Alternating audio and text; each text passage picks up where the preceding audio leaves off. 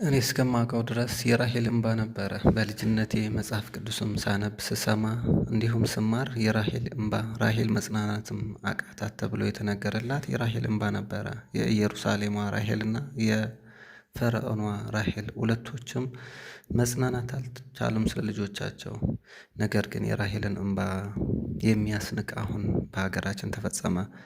የራሔልስ መጽናናት ያቃተችበት ያው በአንድ ጀንበር ወይም ደግሞ በአንድ ፀሐይ የተገደሉ ስለ ልጆቿ ነው። ነገር ግን በአሁን የሚፈጸመው ግን በአንድ ጀንበር ብቻ አይደለም። ቀስ በቀስ የተረፈውን ልጆቻቸውን የሚያጡበት የተረፈ ህይወታቸውንና ንብረታቸውን የሚያጡበት በአንድ ጀንበር መጨረስ ካቃታቸው ለሌላ ቀን ቀጠሮ የሚያዝበት መጠን የሌለው ሀዘን፣ መጠን የሌለው ግፍ፣ መጠን የሌለው በደል እንደው ታርዶ የማያልቅ እንስሳ የሆነበት በዚህ ዘመን ሰው ታርዶ የማያልቅ እንዲሁም በየቀኑ በየጊዜው የሚታረድና የሚሰቃይ የሚገደል የሚባረር የሚቃጠል ሆኗል።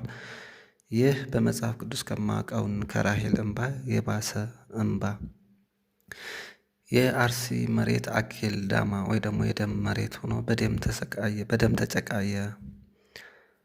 የአርሲ ኦርቶዶክስ ምዕመናን የሚይዙበት የሚጨብጡት የሚይዙት ጠፍቷቸው ሕይወታቸውን የሚታደጋቸው መንግስትም ሆነ አምላክም ዝም ብሏቸው መንግስት እንደሆነ መንግስት አውቆ የተኛ ቢቀሰቅሱት አይሰማ ነውና እያወቀ እንዳልሰማ እየሰማ እንዳልሰማ እያየ እንዳላየ እንዳውም እጅ አለበት እስከሚባል ድረስ የተቀዳጀና የተቀናጀ በዓለማችን በጆርጅ ፍሎይድ ግድያ አማካኝነት በዓለም እንደ አንድ ዓለም በሙሉ እንደ አንድ በአንድ ድምፅ እንደ አንድ ሰው ቃሉን እንዳላሰማ አሁን ግን ሰው በመቶዎች በሚቆጠሩ በየቀኑ በሚያልቁባት በዘራቸውና በማንነታቸው እንዲሁም ደግሞ በእምነታቸው ምክንያት ሰዎች እየተገደሉና እየታረዱ በዘመናችን ላይ እንጨት ሰው እንጨት ሰብሮ እንጨት ቆርጦ እስከ 5 ዓመት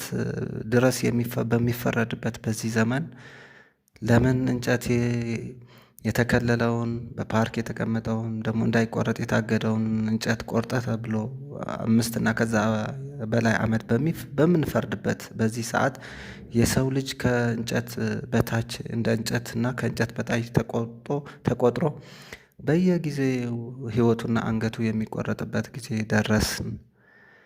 አቤትና ሀይ የሚል ወይ ደግሞ እግዚኦ የሚል ወይ ደግሞ የሚፈርድልን ሰው ጠፋ። መንግስት እግዚአብሔር ሰዎችን እንዲጠብቅ የሾመው ቢሆን እንኳ አሁን ግን የግፈኞችና የገዳዮች ተባባሪ ሆኖ በክርስቲያኖችና በንጹሐን ምዕመናን ላይ እንዲህ አይነት ታይቶ ተሰምቶ በማይታወቅ እንደው ሰምተንና አይተን በማናውቅ በድሮ በዲዮቅልጥያኖስ ክርስቲያኖች ሰማዕታት የሆኑ ነበር እናውቃለን። ነገር ግን እንደዚህ ግን አልነበረም። በዚህ ዘመን እንደዚህ ሰው በጠራራ ፀሐይ ክርስቲያን በመሆኑ ብቻ የሚገደል የሚሰቃይና የሚሰቀል የሚታረድና የሚቃጠልና የሚሰደድ ንብረቱም የሚዘረፍ ሕይወቱም የሚያጣበት ጊዜ ይሆናል ብለንም አላሰብነውም። በገዛ ሀገራቸው እንዳልሆነ በገዛ ቀያቸው እንዳልሆነ በገዛ መንግስታቸውም እንዳልሆነ መንግስታቸው ገዳያቸው ወገናቸውም አሳዳጃቸው ሆኖ ይኸው አሁን ክርስቲያኖች መቀመጫ አጥተዋል። የሚገርም በጌዲዮን ዘመን ጌዲዮን እንዲህ ተገርሞ አንድ ጊዜ ተገርሞ ነበርና እግዚአብሔር እስከኛ ጋር ከሆነ ይህ ነገር እንዴት ይደርስብናል?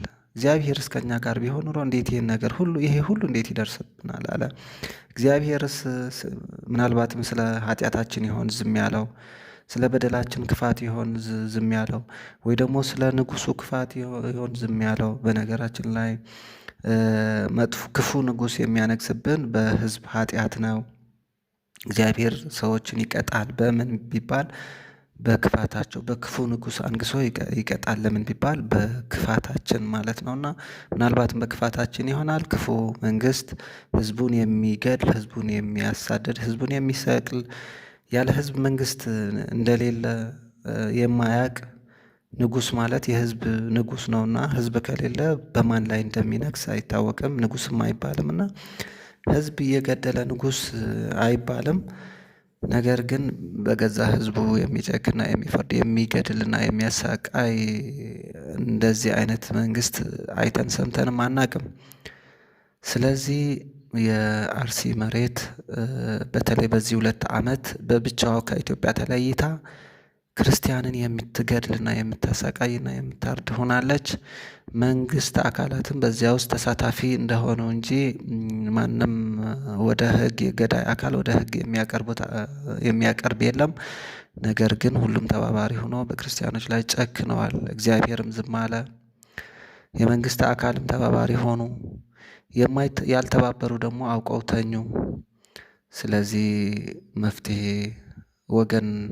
እስቲ እንፈልግ። ራሳችን ምን እናድርግ? እስቲ ምን እንሆን?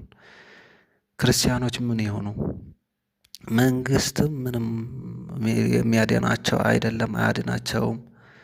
ስለዚህ